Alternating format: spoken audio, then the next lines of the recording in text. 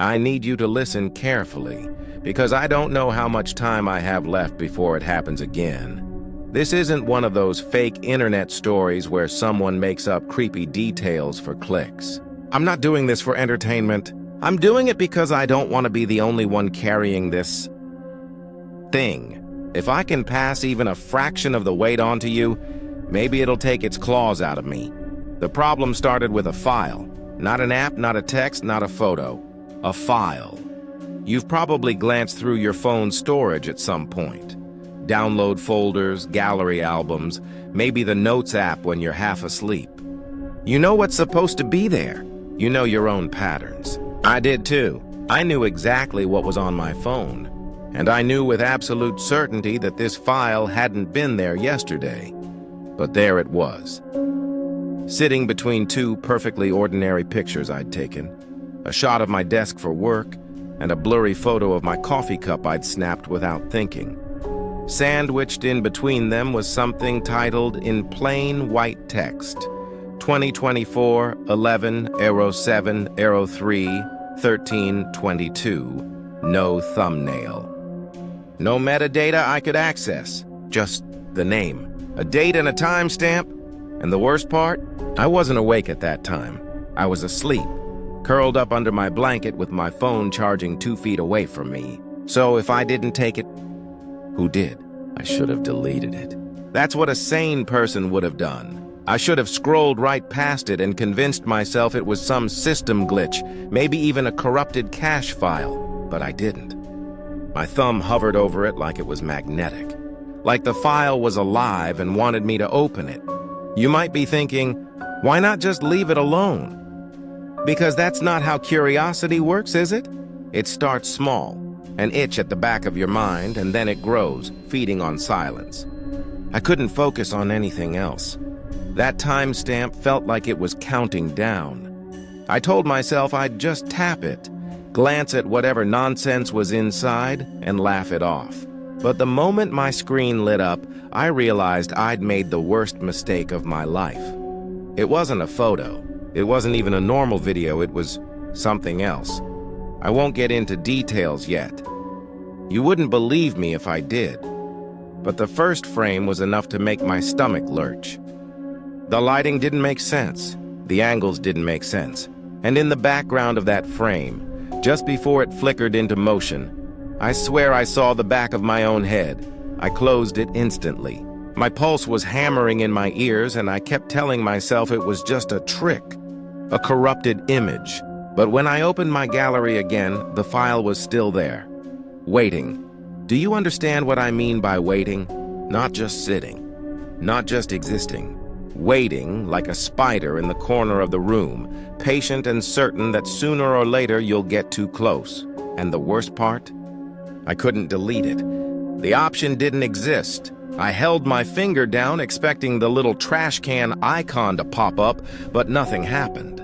My phone buzzed once, sharp and cold in my palm, as if mocking me for even trying. That was the moment I realized this wasn't just a digital glitch. This wasn't malware or some hacker messing with me. This was personal. And now, I'm here telling you this because I've seen what happens if you ignore it. I don't want to open it again. I don't want to see what comes after that first frame. But I know I won't have a choice. If you're still listening, good. Keep listening. Because the file didn't just appear once. And when it shows up again, it doesn't just stay on my phone, it spreads. It's strange, thinking back to how normal everything felt just before it happened. Almost insulting, really, that life could feel so safe, so predictable, when something was already worming its way into my world. I woke up late that morning, like I always did. My alarm had gone off 3 times, but I'd swiped it away without fully opening my eyes. I remember groaning into my pillow, convincing myself I had 5 more minutes. By the time I rolled out of bed, my hair was a mess, and I was already behind schedule for work. That was my routine: oversleep. Rush to shower, pour half a cup of coffee down my throat, and curse at the clock like it was personally responsible for my failures. I'd put on the same hoodie I'd worn the day before, because who cares when you're working from home, and shuffle, into my little corner office, which was just my kitchen table covered in papers. I lived in that rhythm. I needed it. It was predictable, boring, and safe. And if you've ever had your life shattered in an instant, you know how dangerous safe can be. Because when something horrific rips through your world, the contrast makes it hit so much harder. That day had been filled with the most ordinary frustrations. My Wi-Fi kept cutting out. A coworker on Zoom droned on about spreadsheets I couldn't bring myself to care about. My coffee machine sputtered and died mid-brew. Nothing felt supernatural about any of it. It was just life. At lunch, I scrolled through my phone, half reading group chats, half watching dumb TikToks. There was this clip of a dog trying to climb a slide that actually made me laugh. One of those rare, genuine bursts that almost feels like a cough. That's the last time I remember laughing without fear attached to it. Looking back, I can see the edges of the intrusion even then. Tiny little glitches I brushed off without thinking. My phone screen froze once, just for a second while I was scrolling. The image stuttered and warped, and for a heartbeat, I thought I saw my own camera feed flicker into view.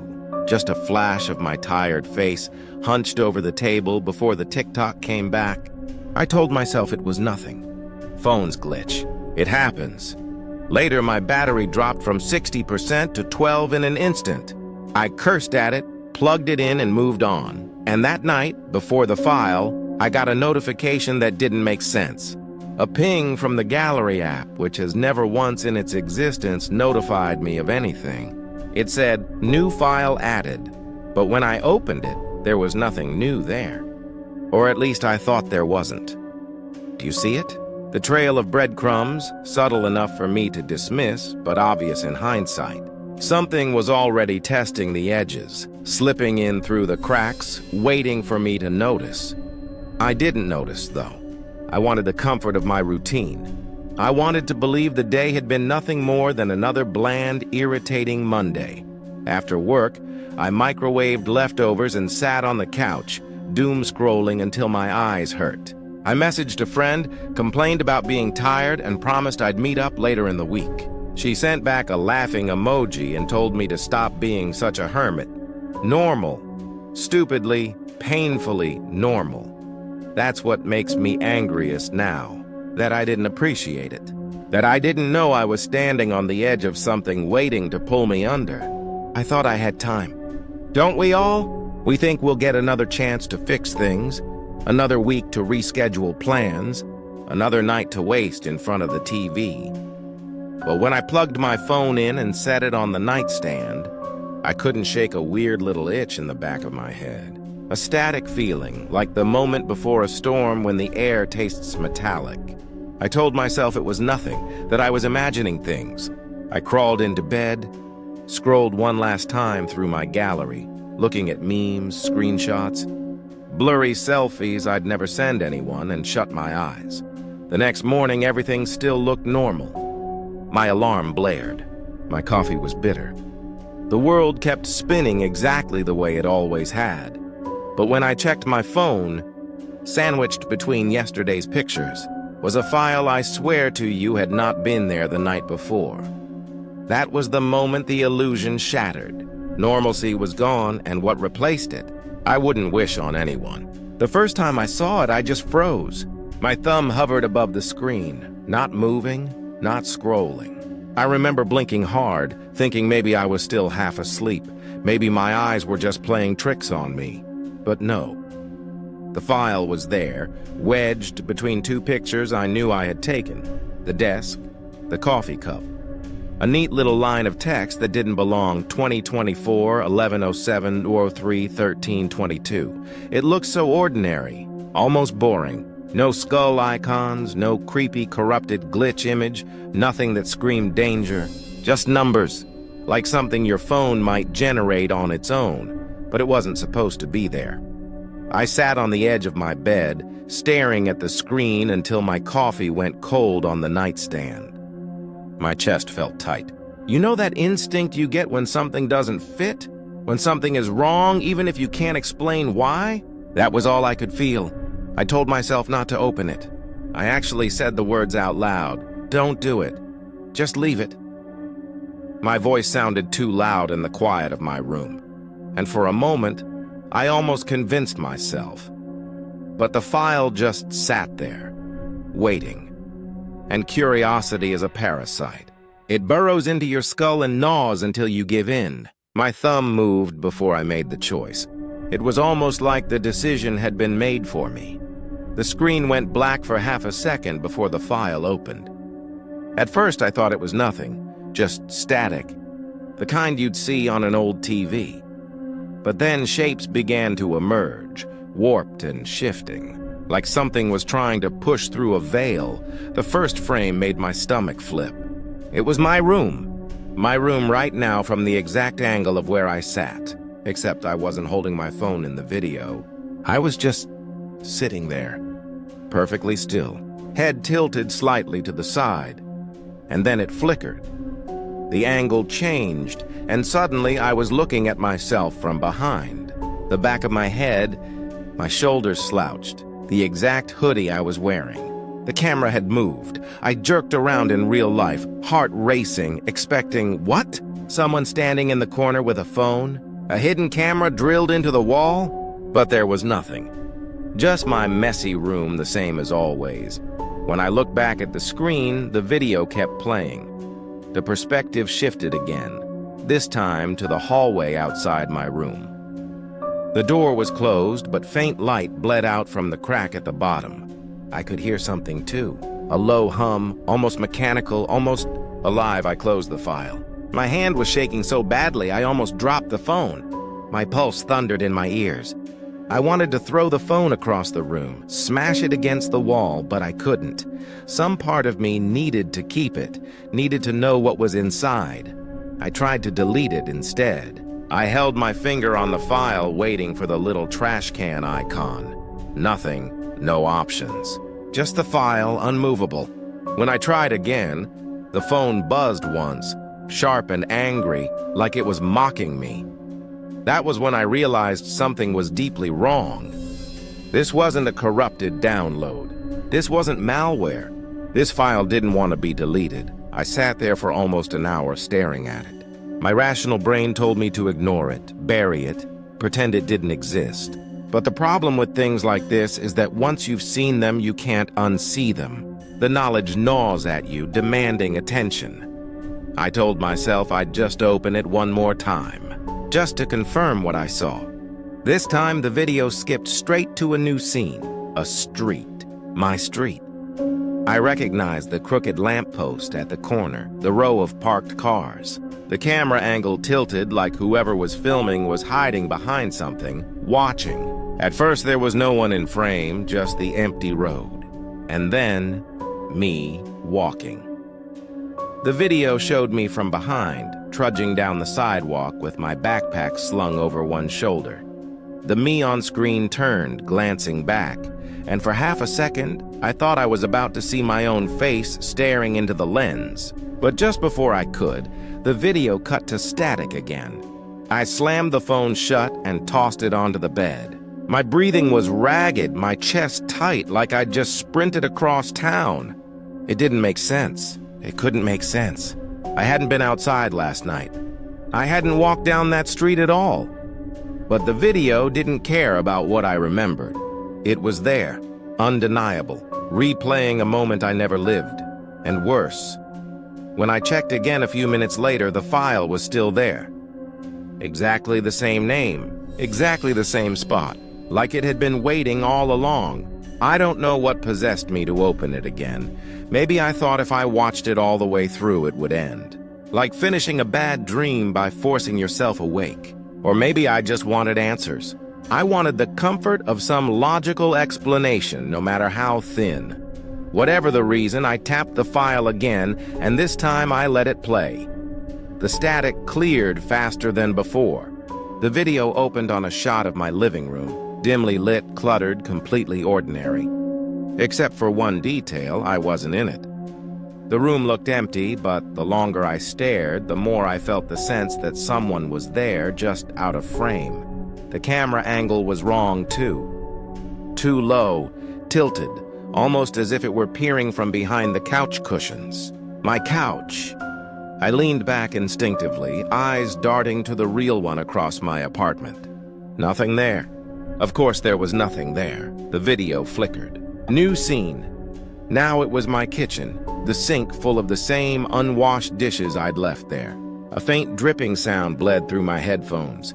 The angle was again strange, low, slanted, as if the camera were sitting on the countertop, staring at the faucet. I wanted to shut it off right then. But before I could, movement flickered in the corner of the frame. A shadow, tall and narrow, slid across the tiles, and then the video jumped.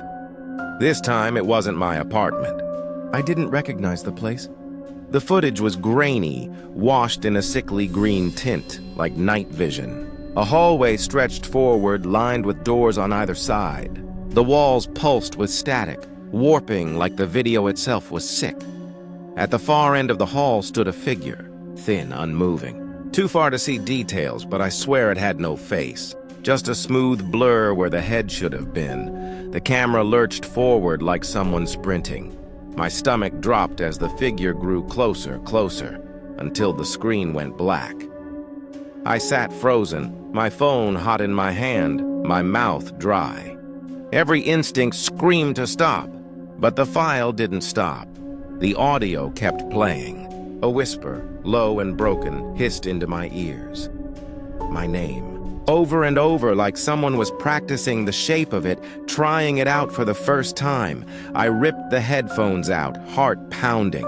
The whisper cut off instantly, but when I looked back down, the video was still going. The next scene made my blood run cold.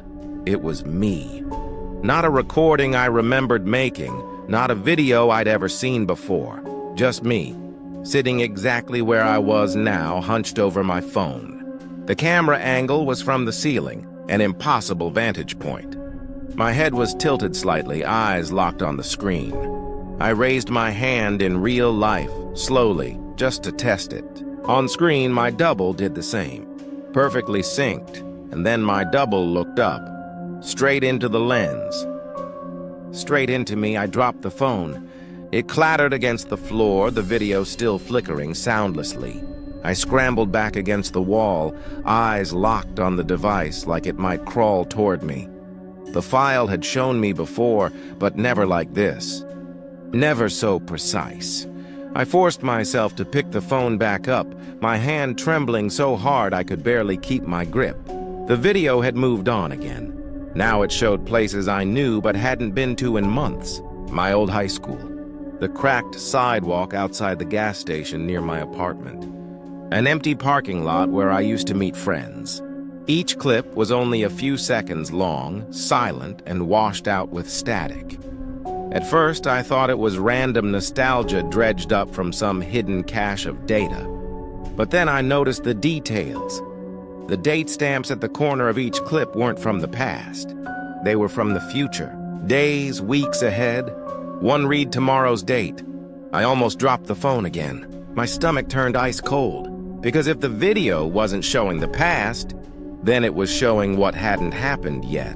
And sure enough, when the file jumped again, it displayed something I knew for certain I hadn't done. I was walking through a dim grocery store aisle, basket in hand. The shelves were lined with familiar products, but they seemed faded, wrong, like knockoff versions. My body language was strange too, stiff, mechanical. My eyes never blinked. I whispered out loud, "That's not me." But it was. Every detail was right. My jacket, my shoes, even the scar on my left hand from when I burned it years ago. The scene cut abruptly. Now it was my bedroom again. The shot lingered on the window, the curtains barely swaying. For a long moment, nothing happened. Then, slowly, a hand pressed against the glass from the outside. Pale, long-fingered, too large to be human. I recoiled, heart hammering, instinctively glancing at my own window. Nothing there. But the file. It wanted me to look. And then the last scene played. It was me again. But this time I wasn't moving. I was lying flat on the floor, eyes open, mouth slack. The timestamp was 2 weeks from now. The video ended. The file snapped back to its thumbnail-less icon as though nothing had happened. I sat in silence for a long time, shaking, my breath shallow. I wanted to tell myself it was fake, some elaborate prank, some ARG I'd stumbled into. But deep down I knew better. The places it showed, the angles it captured, there was no way anyone else could have filmed that. And the future. The future doesn't lie. I couldn't delete it. I couldn't explain it. And yet I couldn't stop thinking about it. That's when the real horror began. Because soon, the file wasn't confined to my phone anymore. It started bleeding into my life. I told myself I wouldn't watch it again. That's what I whispered over and over after the last scene ended, the one where I was lying on the floor, dead-eyed and still. I promised myself I'd lock the phone away, bury it in a drawer, pretend none of it ever happened. But the file didn't care about my promises, because the next day, the video started bleeding into reality. The first sign was small, barely noticeable. I stepped outside to grab the mail, and halfway down the sidewalk, I stopped cold. The cracked pavement beneath my feet looked familiar, too familiar. I realized I'd seen this exact moment, this exact angle in the file. The timestamp had said tomorrow. But here I was, living it. My chest tightened as I turned in a slow circle, scanning the street. The same crooked lamppost, the same row of cars. For a moment, I expected to see the same camera angle, too. Someone lurking behind a bush or a parked car recording me. But there was no one. At least no one I could see. I tried to laugh it off, to tell myself my brain was just replaying the images, forcing connections where none existed. But that excuse crumbled when the bigger things began. That night I heard the whisper, not from the phone this time, from my apartment itself. I was sitting on the couch trying to distract myself with a movie when the sound slithered out of the air vents.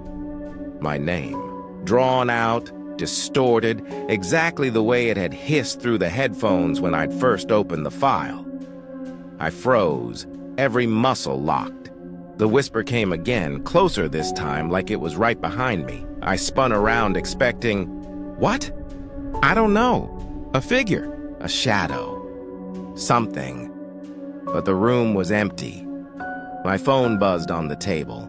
The screen lit up and I felt the blood drain from my face. New file added. I didn't open it. I couldn't. Instead, I shoved the phone face down and tried to convince myself I was imagining things. But the next day, the second sign appeared.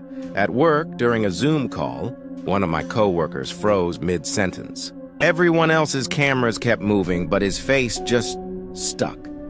His mouth was half open, his eyes wide, unblinking. At first, I thought it was just lag, the usual glitch. But then he turned his head. Slowly, mechanically. His gaze locked straight onto the camera, and I swear,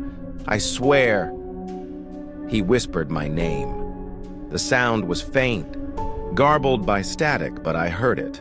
My blood ran cold. No one else reacted. The other co-workers kept talking like nothing had happened. And when his feed unfroze, he carried on mid-sentence, completely unaware. I left the call early. I couldn't look at the screen anymore. The world had started to fracture. Shadows stretched too long at night, bending away from the light instead of toward it. Reflections in windows lagged half a second behind my movements. I'd catch glimpses of myself smiling when I knew I wasn't, and then came the third sign. I was walking home late, earbuds in, when I noticed a man across the street. He was tall, thin, dressed in black. Nothing unusual for the city, except every time I turned a corner, he turned too. I stopped at an intersection, pretending to check my phone. My heart was pounding.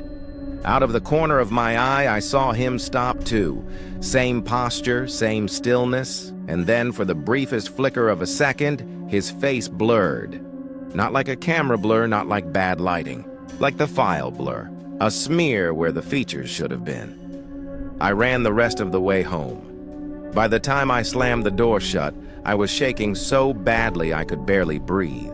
I knew without a doubt that the file wasn't just showing me things anymore. It was bleeding into my reality, rewriting it piece by piece. I didn't want to be alone, so I called my friend, the one I'd promised to meet earlier in the week. She answered on the third ring, cheerful at first, until she heard my voice. "Are you okay? You sound off," I tried to explain, fumbling through half-coherent sentences about files and whispers and shadows that didn't match. She was silent for a long moment. Then she laughed nervously. "Jesus, you've been on Reddit too much. You sound like one of those creepypasta narrators," I wanted to argue. I wanted to scream that it was real. But then, mid-laugh, her voice glitched. Just for a second. It stretched, warped, like the audio in the file, and she said my name. Flat. Wrong, not her voice. The call dropped. I stared at my phone, hands trembling as the screen buzzed again. A notification. New file added. My vision blurred with tears. My chest ached like it was collapsing in on itself. I hadn't opened the new file yet, but deep down, I already knew what it would show. Me. Somewhere I hadn't been yet. Doing something I hadn't done yet. And maybe, just maybe, something I couldn't undo. When the distortion started creeping into my life, I knew I couldn't just sit there waiting for the next file to appear. I needed answers. I needed to know what this thing was, where it came from, why it had chosen me. So, like every other desperate person in the digital age, I turned to the internet. At first, I searched obvious terms. Mysterious file won't delete, haunted video on phone, glitch showing my life. The results were useless. Generic troubleshooting guides, clickbait listicles about cursed games, ghost stories dressed up as facts. Nothing matched what I was experiencing, but the deeper I dug, the stranger it got. On page 6 of Google results, buried beneath a mess of irrelevant links, I found a thread on an old forum called Oblivion Archive. The site looked abandoned. Faded gray background, broken image links, usernames that hadn't logged in for years. The thread title froze me in place. Unremovable file, help. The post was from 2014, 10 years ago. The user described almost the exact same thing. A file appearing on their phone without warning, impossible to delete. They said it contained video clips that shouldn't exist. Clips of their house, their street, even themselves. As I read, my hands began to shake. The details were eerily specific. The static transitions, the warped whispers, the way the videos seemed to predict events before they happened. Other users had replied, most with jokes or disbelief. "Sounds like a creepypasta, dude," one wrote. Another said, "That's just spyware. Factory reset your phone." But buried deeper in the thread were responses that felt different. One user claimed the files weren't malware, but something older, a pattern. They said it had appeared across different devices over the years, phones, laptops, even old camcorders, and always under different file names. Another user mentioned a phrase I'd never heard before, the Observer Protocol. I copied the words into a new search bar. That's when the rabbit hole opened. The Observer Protocol showed up only in obscure corners of the web, archived Usenet posts, cryptic paste bins, half-translated blog entries. From what I could piece together, it was a theory, maybe even a myth, about an experiment that had started decades ago. Supposedly, a group of researchers had tried to create a system that could predict human behavior by recording probability sequences. In other words, videos of you before you actually did the things being shown. But somewhere along the line, the system had slipped out of human control. Some called it a rogue AI. Others claimed it wasn't artificial at all, that it was something parasitic, using digital devices as windows to observe us, to map us. To prepare, I wanted to dismiss it all as conspiracy garbage. And maybe if I'd read it a month ago, I would have. But now, with the files appearing on my phone, syncing to events I hadn't lived yet, the words felt less like wild speculation and more like confirmation. And then I found something worse. A hidden paste bin, linked from one of those dead threads, contained what looked like fragments of interviews. The formatting was broken, the text corrupted, but certain lines stood out. Redacted. It doesn't just record, it decides. Once you've been indexed, your future is written. Redacted. People don't understand. The file isn't showing you reality. It's forcing reality to match the file. Redacted. Every time you open it, you give it permission. I slammed my laptop shut, heart pounding, sweat prickling at the back of my neck. My reflection stared back at me in the dark screen, a warped echo of myself. For a long time, I just sat there, trying to slow my breathing. But when I opened the laptop again, the paste bin was gone. 404 not found. Like it had been scrubbed. The deeper I searched, the more it felt like the information was disappearing as I read it. Pages timed out.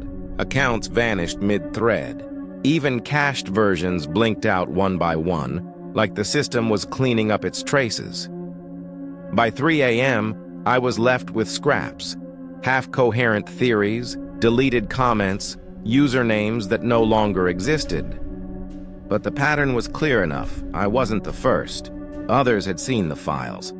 Others had tried to warn people, and every one of them had gone silent. I clicked back to the original Oblivion archive thread, scrolling to the end. The last reply chilled me. It was from the original poster, time-stamped a week after their first message. It simply said, "It's in the house now." No one had posted after that. I leaned back, staring at the glow of my monitor. My chest felt heavy, like the air itself had thickened. For the first time, I understood what the paste bin interview meant. The file wasn't predicting. It wasn't recording. It was rewriting. And every time I opened it, I gave it another foothold in my life.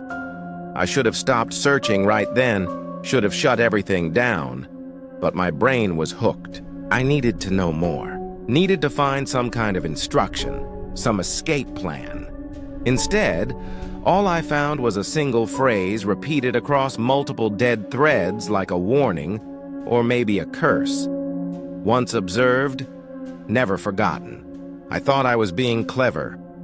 After reading those conspiracy threads, I decided I wouldn't open the file again. If every view gave it more control, then the solution was simple. Don't look. Don't give it permission. But the file wasn't going to let me off that easy. The next morning, my phone woke me up with a sound I'd never set for an alarm, high-pitched, metallic, like metal grinding on glass. When I snatched it off the nightstand, the screen was already lit. The file was playing by itself. No lock screen. No prompts. Just the video. I nearly dropped the phone when I realized what I was looking at. Myself, asleep in my own bed. From the exact angle of where the phone sat on the nightstand, I yanked the charger out and hurled it across the room. The screen cracked against the wall, but even from the floor I could hear the whispering, hissing my name. When I crept over and picked it up, my stomach flipped. The screen wasn't shattered anymore. Not even a scratch. The phone had healed itself. That was the moment I realized I wasn't in control. The file didn't need me to open it anymore. It could open itself. After that, everything escalated. At work, I typed reports I didn't remember starting. Full paragraphs of nonsense, black text filling the document with the same phrase over and over. You were seen. You will be seen. You cannot unbe seen. I deleted it, but the words came back, reappearing line by line no matter how many times I cleared them. My boss asked what was going on, and I lied, mumbling something about my keyboard malfunctioning. That night, I tried turning the phone off completely, powering it down, shoving it in a drawer. But at 2:47 a.m., the drawer rattled violently against the desk. I pulled it open with shaking hands. The phone was on again, And worse, the camera was recording. The screen showed my terrified face staring down at it in real time. But there was a delay, half a second, maybe more. Enough for me to see myself blink on screen before I actually did. Enough to make me feel like I was watching, not myself, but something wearing me. I shouted and slammed it face down, but I couldn't shake the image. It wasn't mirroring me. It was leading me. By the third day, the file stopped pretending. I was in the shower when the lights flickered. Steam curled in the air, and when I wiped the mirror, my reflection didn't move with me. It just stared, head cocked, smiling faintly. I stumbled back, water dripping onto the floor, and nearly slipped. The reflection leaned forward, lips moving. No sound came through the glass, but I knew what it was mouthing. My name. I ripped the shower curtain down and bolted for the bedroom, soaking wet. My phone buzzed violently on the nightstand. Against every instinct, I picked it up. A new file had appeared. No title this time, just a blank thumbnail. I opened it. The video showed me in the bathroom seconds earlier, wiping the mirror. Then it kept playing. It showed me backing away, tripping, running, exactly as I had just done. Then it went further. It showed me picking up the phone, watching the file, standing in my bedroom, dripping water onto the carpet. My hands trembled as I realized the recording wasn't past tense anymore. It was live, and then the video shifted. The image zoomed out, pulling away from me, as though a camera were mounted somewhere above my ceiling. I craned my neck up in panic, half expecting to see a lens staring down. Nothing, just plaster. But the video kept zooming out, through the roof, past the street, higher and higher until my entire neighborhood sprawled beneath me. Then the whispers began again, louder, layered, dozens of voices chanting over one another. You were seen. You will be seen. You cannot unbe seen. I dropped the phone. My ears rang, my stomach lurched, and I clawed at my own head as if I could scrape the sound out. But the chanting wasn't coming from the phone anymore. It was in the walls, the vents, the floorboards, everywhere. By the time I managed to crawl to the corner of the room, the noise stopped. Silence pressed in, heavy, suffocating. My phone screen blinked once, then went black. No files remained, no icons, no evidence. For a fleeting second, I thought maybe it was over, that I'd endured the storm and come out alive. But then the phone buzzed in my hand. A new notification slid across the screen. Uploading, not downloading. Not playing, uploading. The progress bar crawled forward. 10%. 15. 20. And that's when I realized what it meant. The file wasn't watching me anymore. It was sending me out. I told myself I wouldn't open it. I told myself I'd smash the phone, burn it, throw it in the river if I had to. But deep down, I knew how this story was going to end. The progress bar ticked higher every hour. By nightfall, it was at 80%. By midnight, 95%. No matter what I did, factory resets, SIM removal, even pulling the battery, the upload continued. Like the phone itself wasn't a device anymore. Like I was the device, and the phone was just the interface. When the bar hit 100%, the screen went black. For a long moment, I sat frozen in the dark, waiting. Then, slowly, a new file appeared. No name, no icon, just a black square pulsing with faint static. I should have run, but instead my thumb hovered over it. My heart thudded against my ribs, each beat louder than the last, and then I tapped it. The screen didn't show a video this time. It showed me, not a recording, not even a reflection. It was me staring down at the phone in real time, but clearer, sharper, almost too real, like it was more me than I was. The other version of me blinked, tilted its head and smiled. Then it leaned forward, pressing its face closer to the inside of the glass until I could see every pore, every blood vessel in its eyes. I tried to throw the phone, but my arm wouldn't move. My muscles locked, frozen, as though I were part of the video now. The screen went dark again, and for a moment I thought it was over. But then an image bled through, my apartment lit by the glow of the phone in my hand. A perfect replica, except I wasn't in it. The perspective shifted, panning across the room, moving toward the window. My skin prickled as I realized what it was showing me, what it meant. It wasn't inside the phone anymore. It was outside. I stumbled back, clawing at the curtains, at the locks, as if that would help. But the camera view just kept advancing. Down the hallway, into the kitchen. Back toward the bedroom where I stood, the closer it came. The more I felt it, the weight of someone else's gaze pressing against me, thick and suffocating, like I was drowning in sight.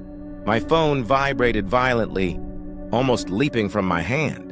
A distorted chorus of voices filled the air, layered and overlapping until they became a single command. Look, and God help me, I did. The final viewing wasn't like the others. There was no separation anymore. One moment I was standing in my bedroom, heart hammering in my chest. The next, I was inside the file.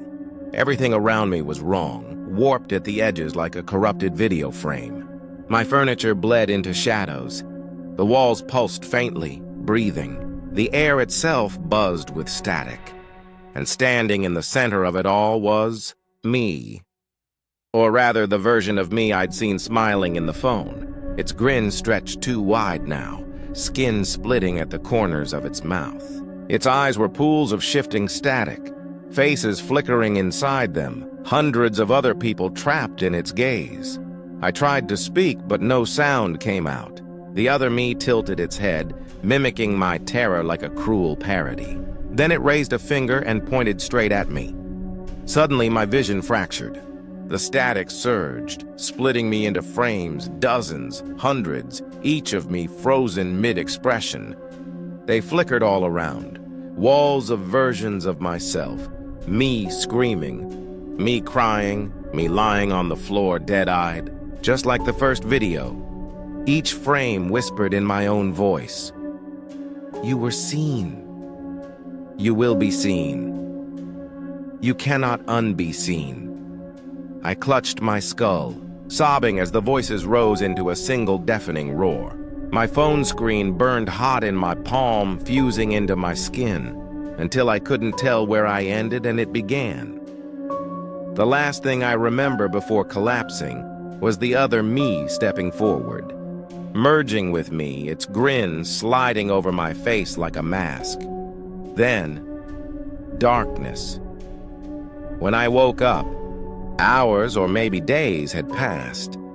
My phone sat neatly on the nightstand, screen dark, no files visible. But the damage was done, because now, whenever I close my eyes, I see it. That other version of me, grinning in the black static, waiting, and worse. Sometimes when I open my eyes again, the world feels slightly off. A picture crooked when I know it was straight. A clock ticking out of rhythm.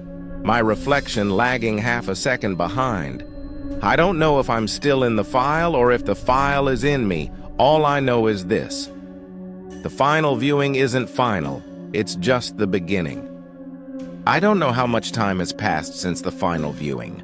Hours, days, maybe longer. Time feels slippery now, like it isn't moving forward but looping, folding back on itself. The first thing I noticed was the silence. My phone no longer buzzes with new files, no more whispers in the vents, no more distorted alarms. On the surface, everything looks normal again, but it isn't.